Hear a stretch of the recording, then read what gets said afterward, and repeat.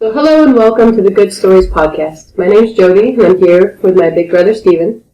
We both have always loved to read and maintain an unofficial book club where we chat about things we've read and the things we learn. I've learned a lot in these conversations. I wish we could share these times with others who could appreciate them. And to that end, we're extending an invitation to you all to join us. And maybe you discover something new, or maybe something that gives you hope, or perhaps find a renewed appreciation for some really good stories.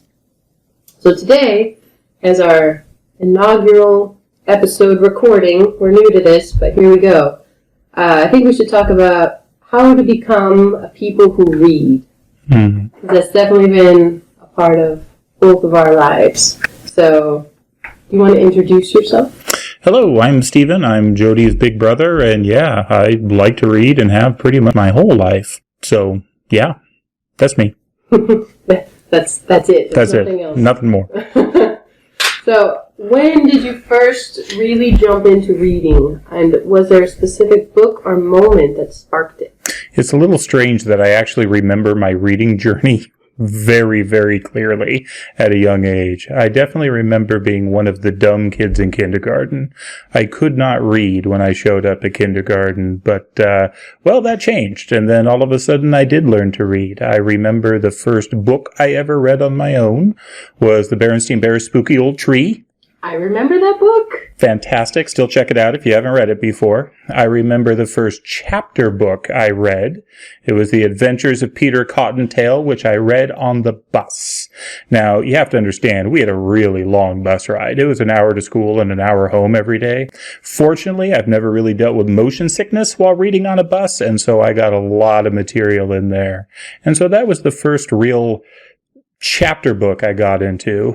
After that, my older brother actually introduced me to a bunch of kind of dog books, animal books. So I vividly remember the authors Walt Morey and Jim Kielgard, books like Gloomy Gus and Havoc the Wolf Dog, and was very into that for a while. And then I've forgotten about those books existed. They are wonderful. I remember loving them anyway as a kid. But then somewhere around second grade, I got introduced to The Hobbit and The Lord of the Rings, and basically I've never looked back since then. I mean, it's kind of the big jumping off point. Once you're in Middle-earth, mm-hmm. Yeah, you don't really come out again, so. Yeah, it was interesting. I actually read The Lord of the Rings before I read the Narnia books. Most people do the Narnia books first and then move into Lord of the Rings, but I went the other way around. And, well, I find I love them both. I do not remember how old I was when I read The Hobbit. It's been a bunch of times now. I don't remember the first time. Mm-hmm. So mine, I don't remember any specific book. I remember sharing bunk beds with our older sister. And one night she said, "Come down here." I think I was 4 or 5. And she made me read Dick and Jane and See Spot Run. So that was my first one. And she was very proud of the fact that she taught me to read. Yeah, The Hobbit. I really don't remember how old I was when I read The Hobbit now. Yeah. Now I have to dig back in the memory a little bit. But I can't say I enjoyed Dick and Jane particularly. I think I always read because you always read. So there were always books around and there was nothing else to do. We got, 2 TVs? It was not a thing at the time, and we lived literally in the middle of the woods. I mean, we were on our own. It was a 20-minute drive to town, and so if you wanted to fill your time, you found ways to fill your time, and for me, it was reading from an early age. I think I read more short things like the Reader's Digest. There was always a Reader's Digest around. And they always had random stories. There were jokes. Remember the jokes? Oh, yeah. Do you remember how we got those? No. So that was another garage sale find. We went out to a garage sale and we got, 15 years worth of Reader's Digest came in a brown paper bag. And we just tore through those for years we were reading those. Yeah, they were always around in Reader's Digest, so I had a lot of short stories for a long time. Yeah, I think that was probably the inroad. What particular times that you remember created a love of reading? What made you love it? I remember reading books and feeling so desperately a part of the world, right? Just loving the world that I was immersed in. So The Hobbit and The Lord of the Rings certainly probably did that for me first, but the ones I remember most vividly were actually some of the Stephen Lawhead books. He wrote a series called In the Hall of the Dragon King, was the first book in the series, and Quentin, yeah, yes. He was fantastic. I was always a bit of a Ronsard fan, but loved those books, and just I lived in my imagination and lived in those books, and it was wonderful. So I remember that being definitely a thing for me. The other thing that I remember the first time I read through the James Herriot books, All Creatures Great and Small. I remember just my sorrow when I realized there were only 3 pages left, that I was to the end and the book was over. What was I going to do next? Because I think even then I understood that books, though there's a zillion out there, they're a finite jewel. There's only so many great ones, and you only ever get to read them the first time once. That's right. Yeah, and I think even then that was poignant. That was something that I understood, or at least hinted at somewhere in my soul that was the thing. Yeah, I remember our bigger brother, being bored all the time. Mm-hmm. And I could read all day Nancy Drew. Mm-hmm. Nancy Drews and Trixie Belden's, and tons of them. Who knows where? But we had them. And so I'd read the day away, and Mom would come and let me know when it was dinner time. But you could never be bored. It was just a thing it consumed your thoughts, and it was delightful. The knowledge that you were almost done with the book and being sad.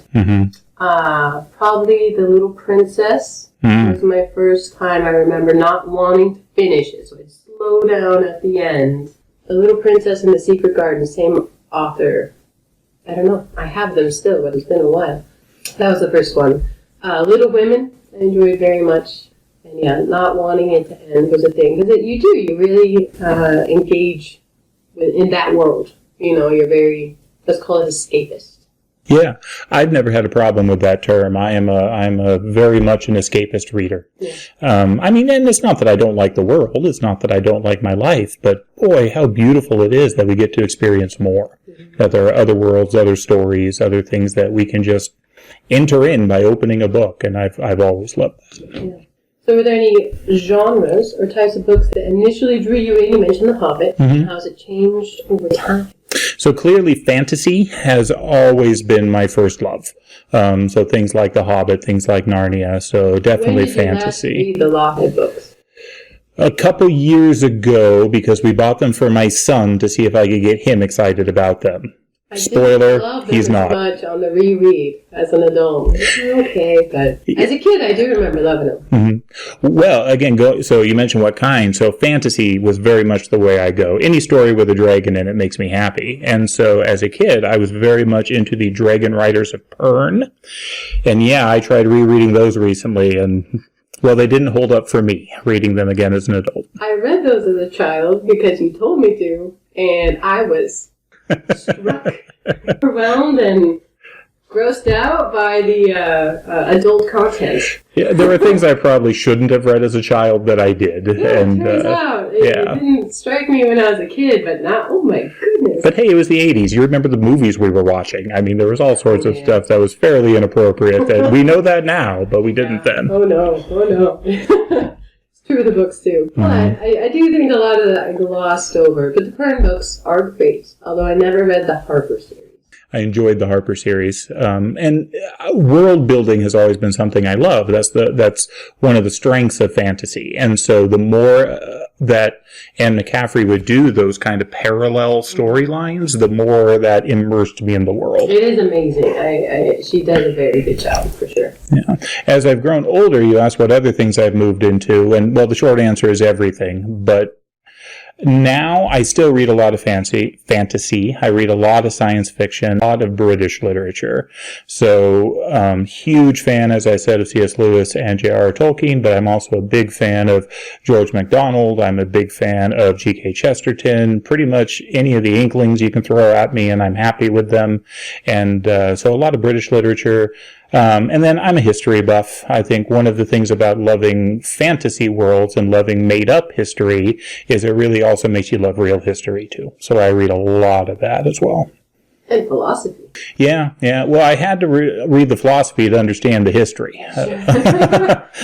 That's I kind of find the world of ideas, for me, it's been interconnected. And obviously, I'm not the first person coming to that conclusion. But if you want to understand one part of it, often that draws on a thread that pulls you into other parts of it. And so the bigger that web, kind of the happier I am.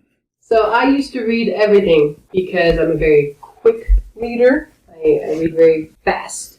I do not retain. I think you know I retain far more than I do, but I can tell you I read a book. I can't quite access all of the information from it in the same way, but I can get through a book very quickly. So I used to read everything, and I'd look at people's top 50 books to read in whatever year, and the award winners, and then I realized a lot of them are a huge bummer. Not all that win prizes, but people like to read books, seemingly, that are just heartbreaking, and I don't enjoy that.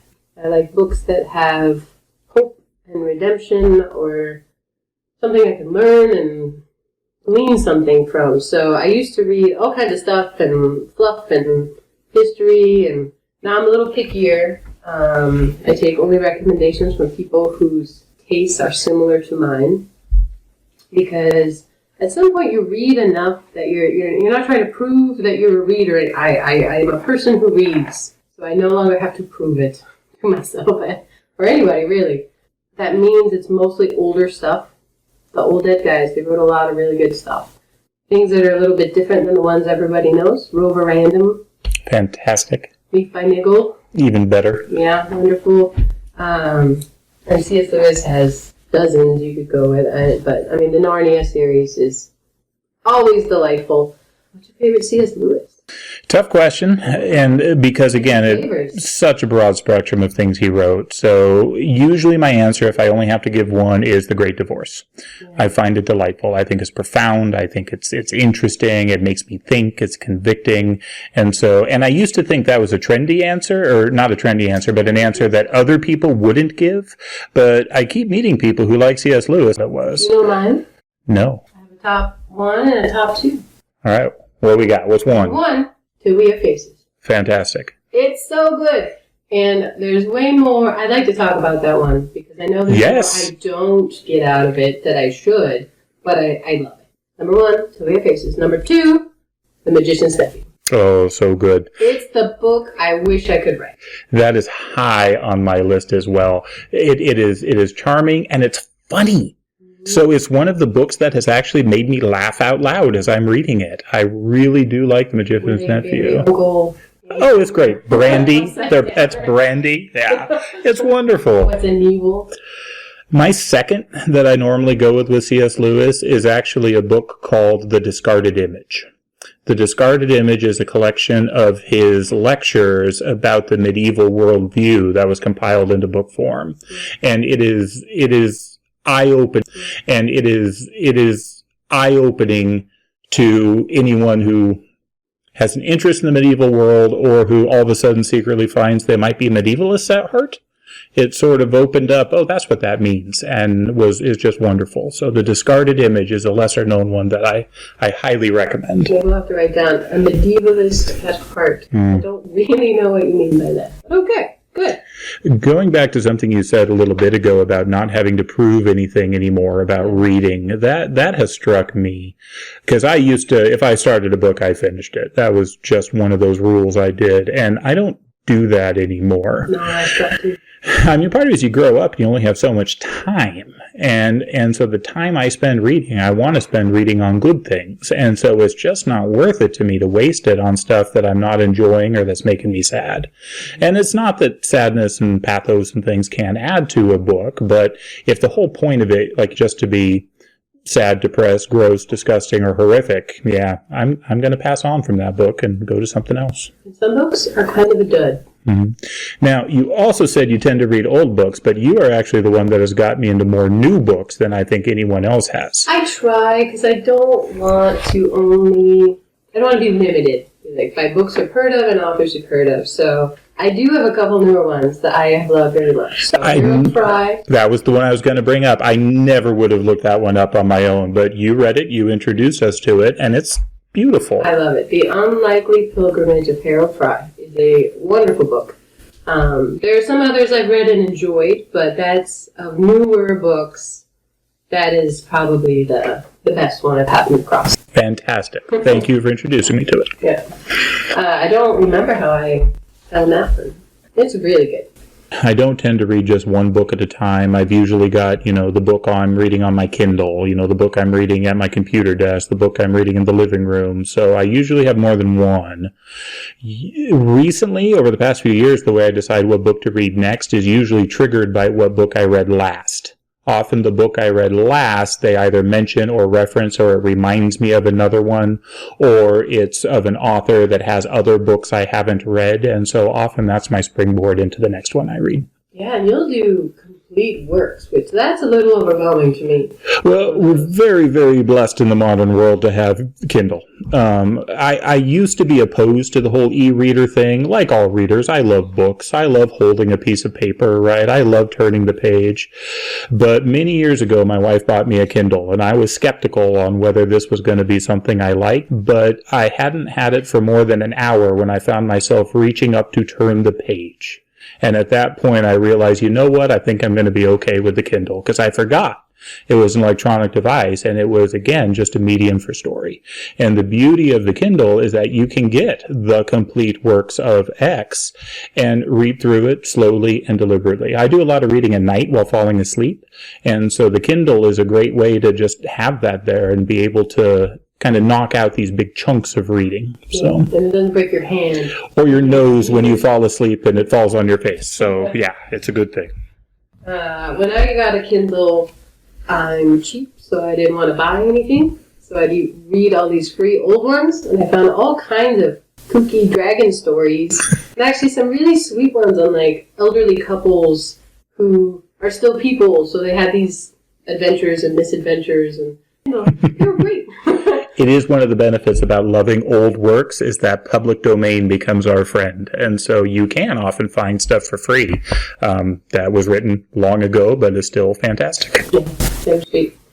I do have a living room book and a desk book and a nightstand book. Sometimes I run out. I'm like, wow, I have to go look for something. But typically one book will kind of lead to another. I do keep a list on my phone of books people whose tastes I align with say I should read. So the library, I'm a library person. I wish I went more than I do, but life gets busy. But the library is really good. And it's kind of random, much based on my mood at the time. Sometimes I can do a biography. Sometimes I do not have the tolerance or patience. So a lot of it has to do with whether I'm feeling ambitious or hopeful or need a little pick-me-up, and then I'll go back to something I already love. Jane Eyre is the book I have read the most number of times in my life. Don't even know how many times, but it is my most frequently read book. Is yours The Hobbit? It would probably be The Hobbit. That does actually make me think quite a bit, though, because I've gone through The Great Divorce a lot. It's shorter. Because it's shorter. Yeah. I've done Mere Christianity a lot. But no, I think The Hobbit is probably a likely answer. That's kind of an interesting thing, though. That's one of the other ways I do decide what I'm going to read next, is I'm always kind of rereading a certain number of books. And I don't have a formalized or anything, but if it's been more than a year since I've read The Lord of the Rings, I'm going to read The Lord of the Rings. And there's a few other books like that I just want to be well versed in. That it bothers me when I forget things, and so I tend to reread a number, always get more the next time through. Do you reread The Wheel of Time every year? All 14 of them? I've probably only been through it about 4 times. So it wouldn't be every year. All 14? Because I started before it was done. Mm-hmm. So it's hard for me to gauge, because I went through, like, book 7 when I first learned about it, and then 10, and so it's incremental because it wasn't finished yet. So I at least a couple all the way through. It is a chore. Not a chore is the wrong word. It's an epic. I mean, it is a commitment. Yeah, you started that one long before I did, and it took me a while to kind of catch it. That one I actually discovered when I was doing a lot of night shifts, when I was doing a lot of call shifts, and I had a bunch of time kind of over the night, and I had my Kindle, and you had been recommending that or that, and so I finally opened up the first one, and yeah, I was just hooked from the get-go. When I started, 13 books were done. So the only one I had to wait for was A Memory of Light. And I remember having to wait for like a year for that. And I had it pre-ordered and it came to me on hardback, and fantastic series. Yeah, talk about jumping into a whole world. I mean, it's not perfect, but it is great. One of the standard complaints with Tolkien's Lord of the Rings that even J.R.R. Tolkien himself made is that it's just too short. We wish there was more of it. And finally, I had to realize with The Wheel of Time that if I can't be happy with 14 massive books, then I'm just never going to be happy. So I decided to be happy, and I'm grateful for what we have there. Yeah, published after Robert Jordan's death. Oh, how grateful am I to Brandon Sanderson for actually finishing that. Absolutely. I mean, can you imagine if you couldn't finish it? Oh, I couldn't handle. Massive cliffhanger. We've talked about cliffhangers in books before. I mean, this is a whole conversation in its own right. I mean, so we're all still waiting for the third Rothfuss book to come out. And then we had talked about what if, like, Lord of the Rings ended after The Two Towers. Like, I couldn't handle it. I'd be heartbroken. I couldn't handle it. Yeah. Sam's outside the gate and no. Yeah, I agree. 100%. So did you ever struggle with not finishing a book? The one that jumps to mind and that I've tried several times and just cannot do is George Martin ones. What are those? The series, the HBO series. I didn't want to finish them. The Game of Thrones. Game of Thrones. There it is. Yeah, I've tried several. I mean, I'm a fantasy guy, right? I love fantasy, and it just was not worth it to me. Did you say they have hope in it? Well, I did not encounter any. You threw the kid out the window. Yeah, that's always where I stop. Yeah. Oh, I made it through the first one, and there are dragons. I can put up with a lot. I mean, I'll slog through a ton of stuff, and I couldn't do it on that one. And now I've just decided I'm never going to. I don't remember struggling to not finish a book. I'm also a book finisher, so sometimes I'll choose not to finish a book. But I also call myself an unhealthy reader, where if I'm in a book, take on a book coma, where you kind of don't want to snap out of that delightful world, or even if it's not delightful, where you just you're in it. So I actually read less than I could because for that reason. You know, it's very important to be present where we are, grateful for where I am, and I try hard to do that. So I will choose not to finish a book, or I'll put it down to, go live actual life. That's important too. So I understand the book coma. The book coma. Yeah. Yeah, it makes you kind of bad company after, and I don't like doing that to my family. So try not to. Try hard. Has it ever been hard for you to read, like finding time or figuring out what books to read? Absolutely. So, voracious reader as a kid, all through college, but then I went to medical school. And when you go to medical school, your life is basically over for a while. There's no time to read anything other than what you're studying. And so for over 3 years, I did not read. And I didn't realize what that was doing to me until I got to my 4th year of medical school. And my 4th year of medical school, I actually had a light week. And I remember picking up a book. It was the first time I actually read through the Harry Potter series. And I cranked through it in that week, and I realized I need to never stop reading again. Anything that makes me interesting or worthwhile as a person is because I'm a reader. And so if I'm not doing that, a big part of who I am is just gone. And I frankly just don't think I'm as good a person if I'm not reading.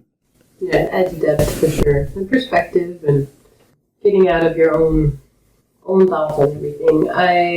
When my kids were very little, I found it hard to find time to read books I wanted to read. But I did try hard to find delightful children's books to read. So it was a different time. The books were different, subjects were the length. But I can't beat Milne. They're so sweet. Beatrix Potter and those kinds of things. So there's just different chapters of that, but I don't think there's been a time when it helps when you have a good local library. I'll go through phases where I listen to podcasts more, great courses, something on there for a phase of time. But typically that leads to other books. Absolutely. So it's more of a progression, I think, than a stop to reading and stuff. So do you have a favorite time of day or place to read? You said in bed. Read in bed? That's probably where I read the most consistently because, well, fortunately, I always go to bed. And so it's a way that I have no other demands on me at that time, right? So I can read. I have the time to read then. And so I've always just read before falling asleep. But really, any time of day. I mean, I would... on weekends, if I'm the only one up, I'm usually reading. I'm usually Snap House that always had movies on. We lived in a single-wide mobile home, and there was always a movie on. And so I early in life developed the skill of being able to read while other things were going on. So even still, even if there's something I'm watching on TV, I'll usually have a book open in front of me. Wow, I don't do that. Wow, that's crazy. We don't watch that much TV, so if we're watching TV, I'm watching TV. But I like to read in the morning. It's become a habit. It used to be random, but now I'll either be in my Bible or I got a delightful Common Book of Prayer by George MacDonald. I have been loving his Consuming Fire sermon series. It's wonderful. So the morning definitely, and then throughout the day, I don't mind picking up a book for a couple minutes. No. I don't need to get to a chapter break. I know that hurts people, but I can stop in the middle. I have no. I know that hurts people, but I can stop in the middle. I have no problem with that. I'm with you on that one. And so maybe that's what makes it easier to read is if you don't have to get all the way. I've never been a page counter. I married a page counter. It's so strange. This was just never something I considered. Yeah, so I can pick up a book, and really that's probably how people ask me, how do you read so much? But I don't think I do read so much. It just feels normal. But I think it's just those little chunks. I think you're right on that one. Incremental reading. It's amazing what you can add to. Well, you talked about the complete works. Like, how do I read the complete works of stuff?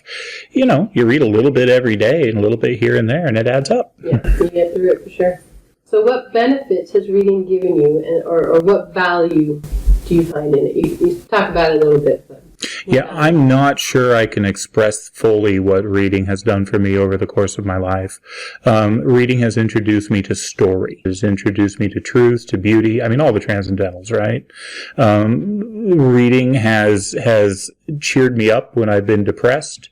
Reading has kind of humbled me when I've been proud. Reading has done so much for me over the course of my life, and I hope will continue to do so. Yeah, I love the creativity. I always think I have a book in me, but I haven't actually written one, so that people do and come up with such wonderful things. Well, so I was thinking about reading and thinking about what it means to be, and like most things that I think in my life, C.S. Lewis already thought about them and said them better and eloquently. And so there's a couple passages towards the end of his book, An Experiment in Criticism. This book is not my favorite C.S. Lewis, but I have definitely learned from it. And some of I'll just read it. My own eyes are not enough for me. I will see through those of others. Reality, eyes of many, is not enough. I will see what others have invented. Even the eyes of all humanity are not enough. And then breaking forward a little bit, but in reading great literature, I become 1,000 men and yet remain myself. Like the night sky in the Greek poem, I see with myriad eyes, but it is still I who see. Here, as in worship, in love, in moral action, and in knowing, I transcend myself, and I am never more myself than when I do. It's very good. Okay, we're coming close to the end of my list of questions here, but what would you tell someone who wants to learn to love to read? Audiobooks are acceptable. Yes, they are. Yeah, that counts. If you have listened through it as an audiobook, you have read it.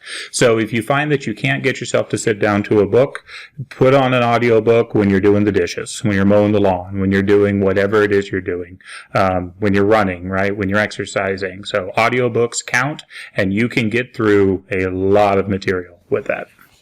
I would say I think it matters who's reading. and how they do it. It's not all readers are equal. So pick one that you don't find annoying. Good advice. Do you find annoying reading? I do. There's a few that I have struggled with. There are some audiobooks that I have not been able to make it through because of the narrator.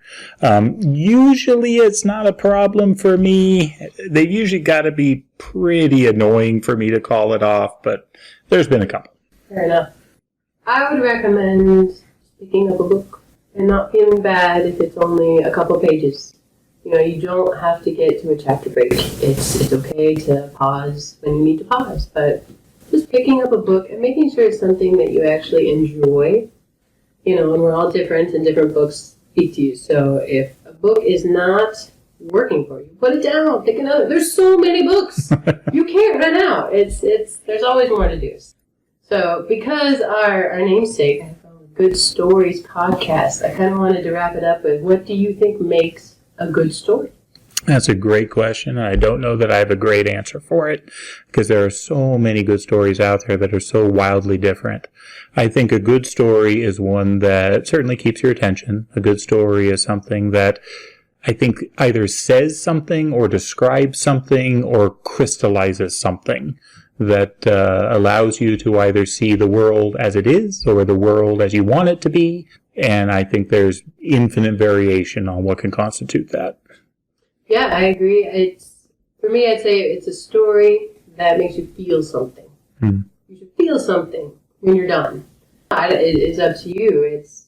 There's debate. Like I said, there are many books, I think, designed to make people feel sadder, and some people like that.